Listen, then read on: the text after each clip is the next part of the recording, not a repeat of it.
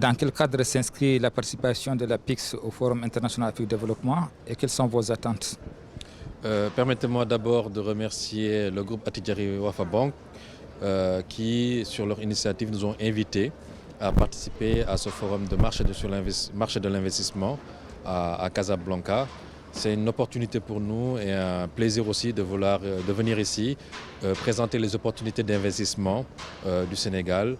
Et nous comptons aussi rencontrer beaucoup d'investisseurs, que ce soit des investisseurs marocains, autant que des investisseurs qui se retrouveront au niveau de ce FIAT 2024, qui est une occasion très particulière pour faire beaucoup de rencontres et partager aussi avec, comme j'ai dit, les opportunités d'investissement au Sénégal et vendre la destination Sénégal qui reste une terre d'investissement. Quels sont les atouts et les opportunités d'investissement du Sénégal aujourd'hui? Aujourd'hui, le Sénégal comme j'ai dit, est une terre d'investissement. Avec l'élection de son Excellence, Monsieur le Président de la République, son Excellence, Monsieur Bassirou Diomaye Faye, il y a une nouvelle vision qui a été définie, cette nouvelle vision qui proclame la souveraineté alimentaire. Et à ce niveau-là, nous attendons beaucoup d'investissements dans le cadre de l'agriculture, surtout dans la fourniture en eau pour irriguer nos terres, et parce que nous attendons aujourd'hui à ce niveau-là beaucoup d'investissements pour pouvoir augmenter les productions agricoles. À cela s'ajoute, nous avons 700 km de côte aujourd'hui, comme vous le savez. 700 km de côte donnent des opportunités pour tout ce qui est produits halieutiques.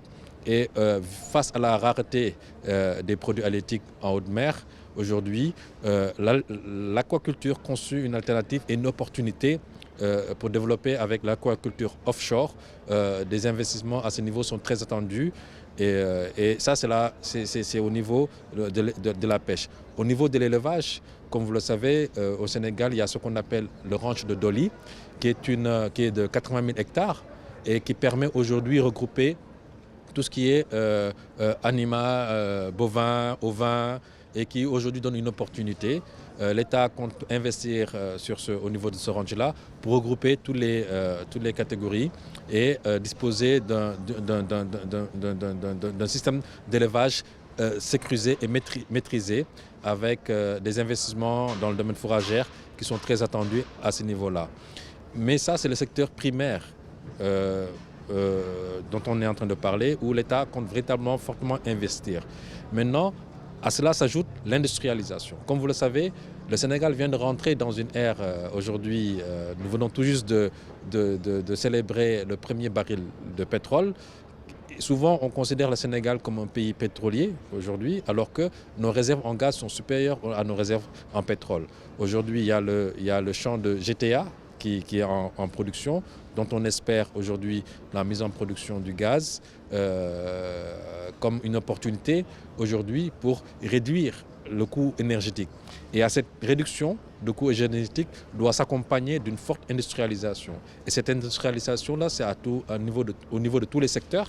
Aujourd'hui, déjà dans l'agroalimentaire, nous optons beaucoup plus pour la transformation des produits agricoles sur place plutôt qu'à l'importation qu'on a l'habitude de voir, l'importation des produits agricoles, des matières premières et en réalité pour consommer les produits finis après. Donc nous sommes dans l'inversion de notre tendance en termes de politique industrielle. Nous sommes beaucoup plus pour transformation au niveau local, ce qu'on appelle la substitution entre l'importation et la production, l'industrialisation qui doit se substituer à l'importation de produits finis.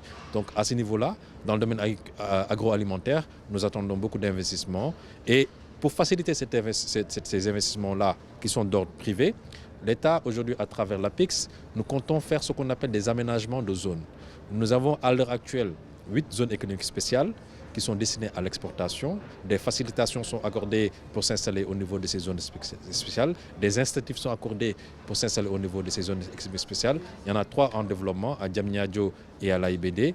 Au total, nous disposons de 2000 hectares aménagés pour pouvoir accueillir des investisseurs, des entreprises, que ce soit dans la petite industrie comme dans la grande industrie, dans l'emballage, dans l'agroalimentaire, dans le solaire, pour pouvoir constituer ce tissu industriel-là qui manque au Sénégal pour pouvoir disposer de ce que comme ce qui existe dans d'autres pays, que ce soit à Dubaï, que ce soit ici au Maroc, de ce tissu industriel-là capable de générer de la valeur et de la richesse et réduire le taux de chômage au Sénégal. Donc, est-ce qu'on peut avoir une idée sur ces incitations qui sont accordées aux investisseurs étrangers? C'est des incitatifs qui sont liés, par exemple, aujourd'hui, nous accordons des exonérations fiscales et douanières à l'ordre de 40%, c'est par secteur. Et aujourd'hui, vous avez en contrepartie l'obligation d'exporter 50 voire 60% de vos produits à l'étranger. Vous avez l'obligation le minimum d'investissement, c'est 100 millions. Et également, maintenant, il y a des exonérations, comme j'ai dit, fiscales, douanières. Il y a des facilités pour l'obtention des documents administratifs. Il y a des facilités pour avoir à disposition le foncier aménagé avec des services développés, que ce soit des services financiers, des services à l'énergie, des services à l'eau et des bâtiments déjà tout prêts pour l'installation.